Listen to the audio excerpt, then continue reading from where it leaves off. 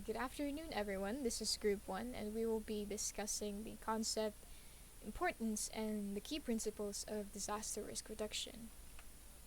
The concept of disaster risk reduction.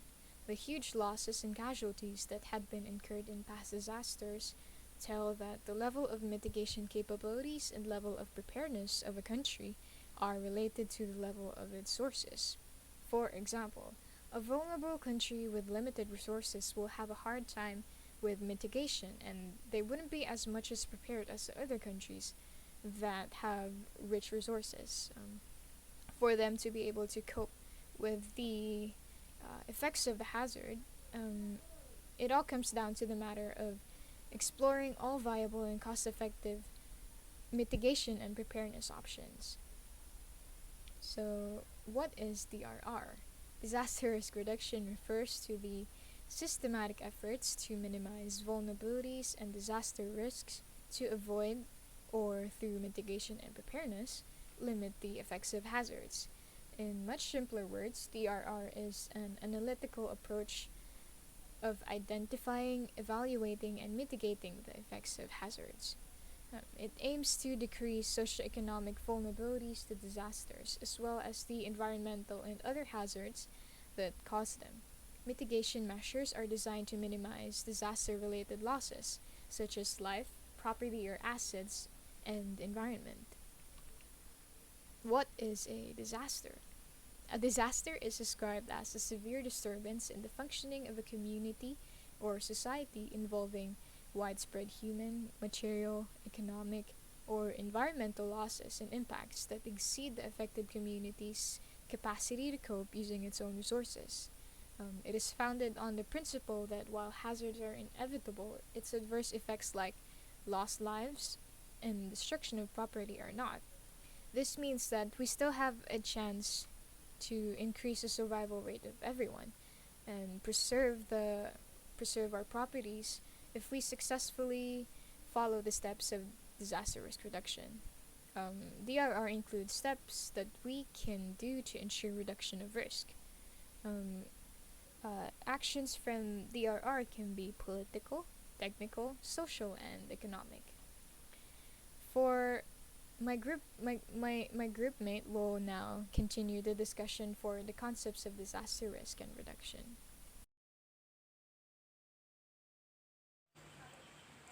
Disasters.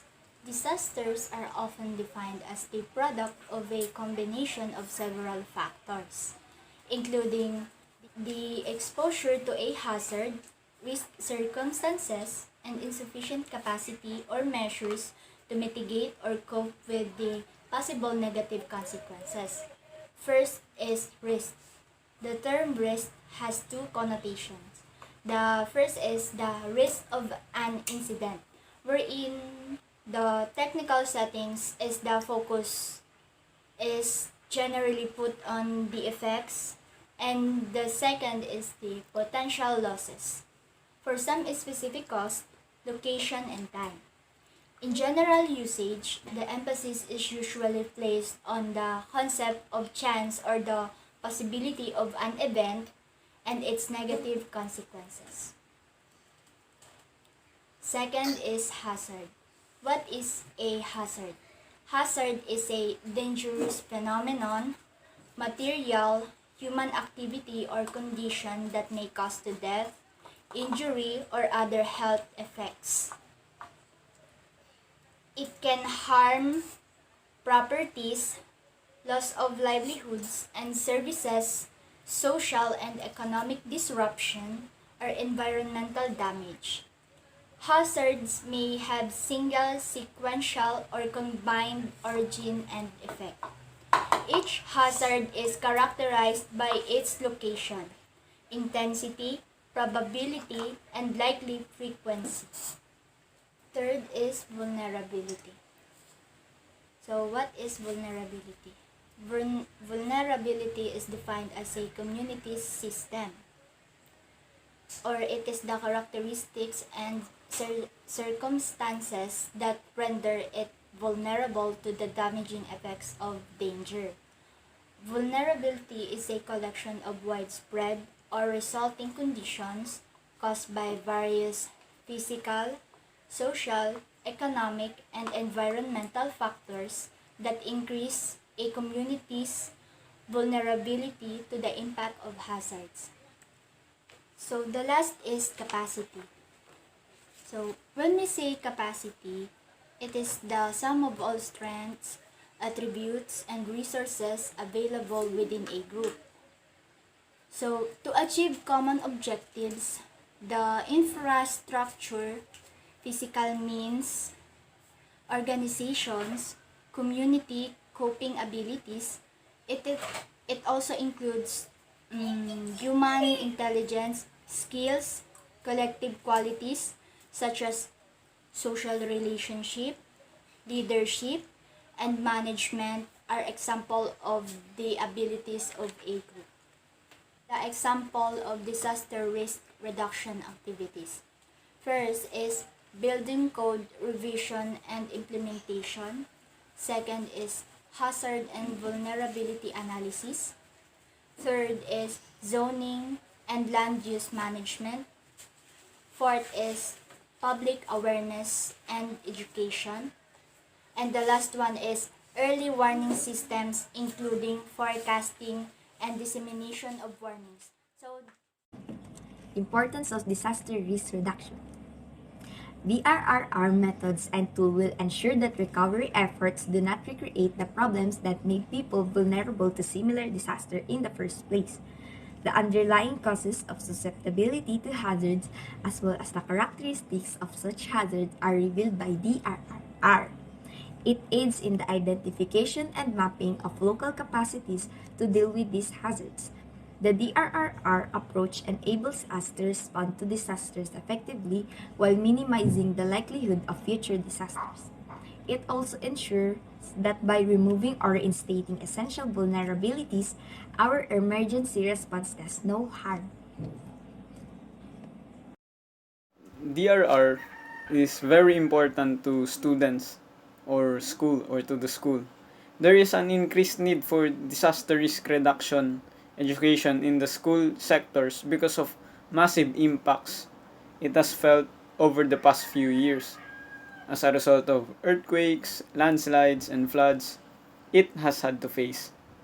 DRR will be a great way to reduce the impacts because it will help promote resilience as well as save lives and properties in the school, and it will save students.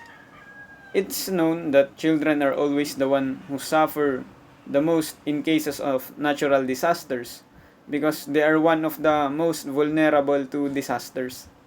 DRR was lacking in both states, and this shows that the absence of DRR friendly schools make the casualties of disasters more hard, and the recovery became a lot harder, and it takes really long time or more time.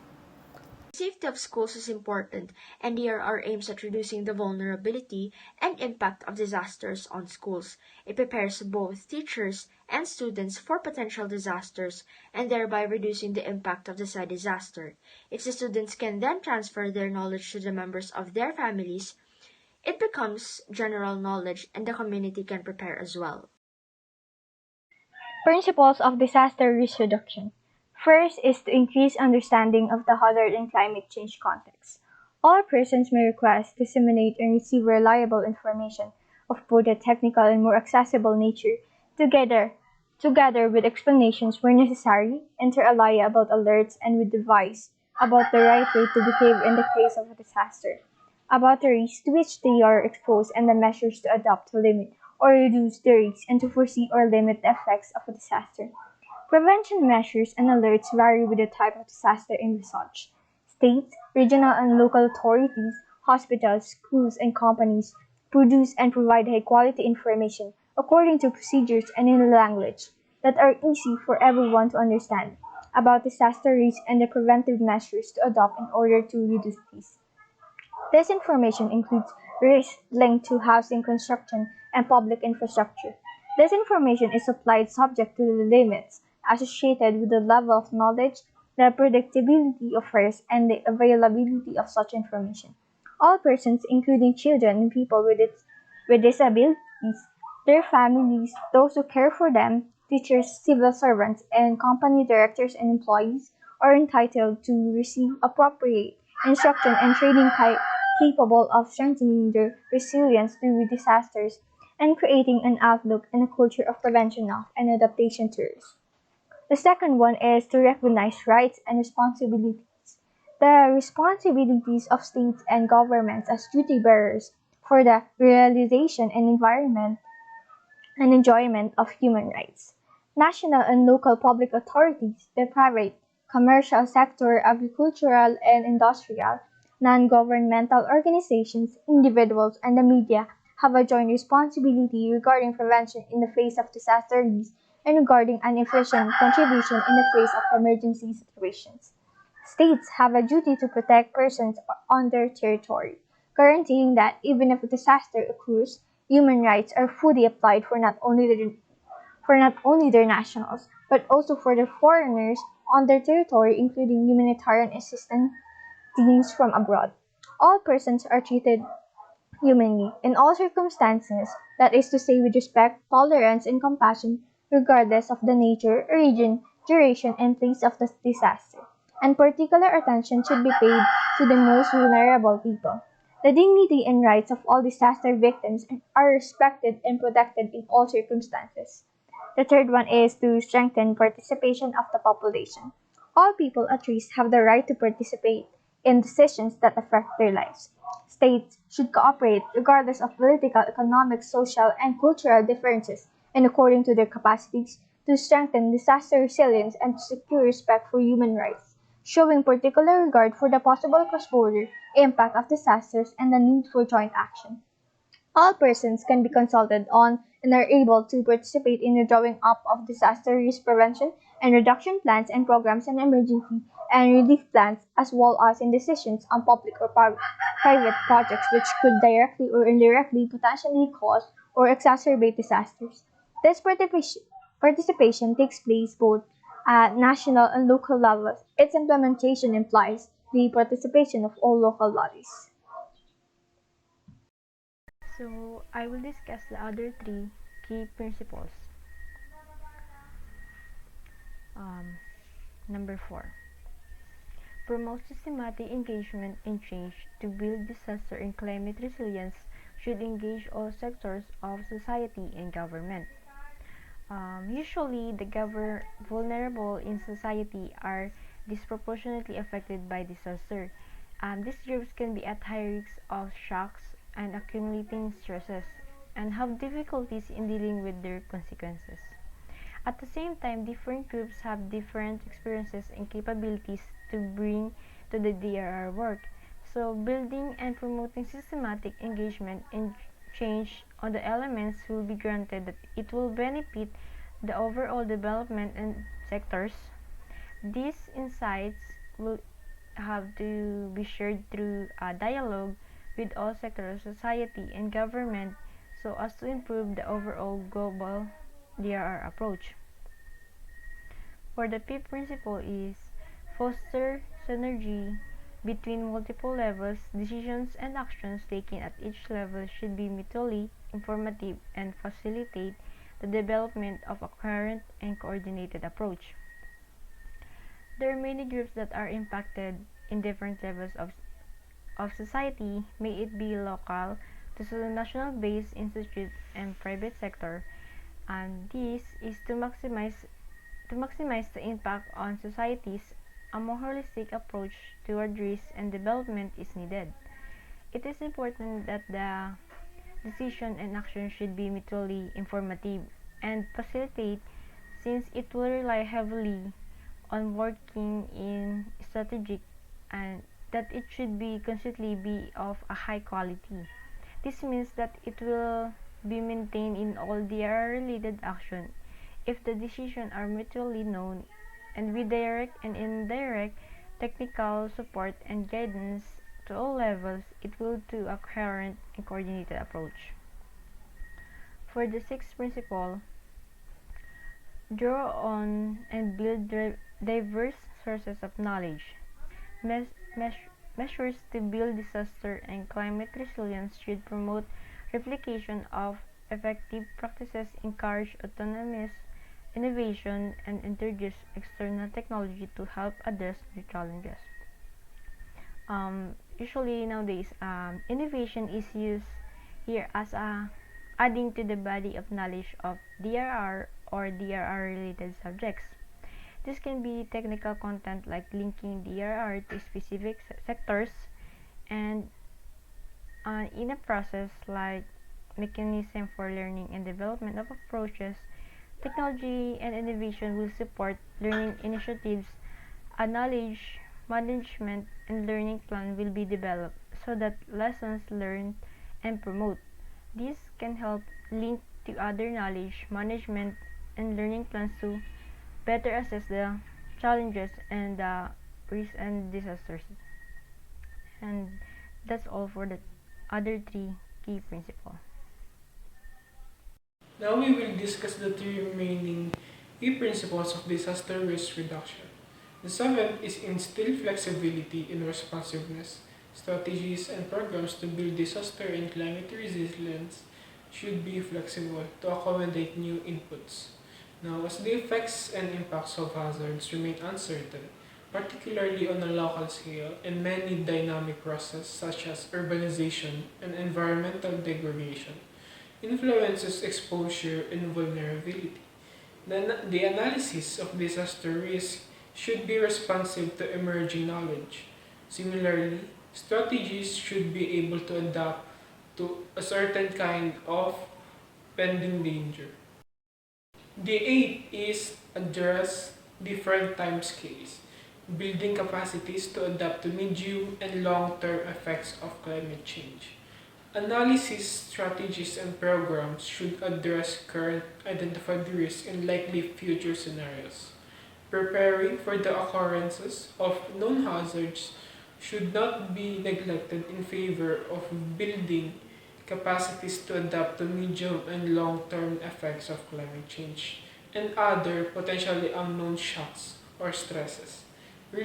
Resource allocation and activities should be planned accordingly. The ninth and last key principle of disaster risk reduction is do not harm. To build disaster and climate resilience should always incorporate an assessment of their potential negative impacts. Processes to define strategies and programs to build disaster resilience should always incorporate an assessment of their potential negative impacts, including their contribution to conflict and effects on the environment. In cases where potential harm is identified, measures to substantially reduce or remove them should be built into the strategy and program design. To avoid creating a false sense of security or promoting maladaptation, programs should always be based on a multi-hazard, multi-effect assessment. Thank you. If you have any questions, just jot them down on our GC on disaster readiness and risk reduction. I am Chantal Benlot. Have a wonderful afternoon.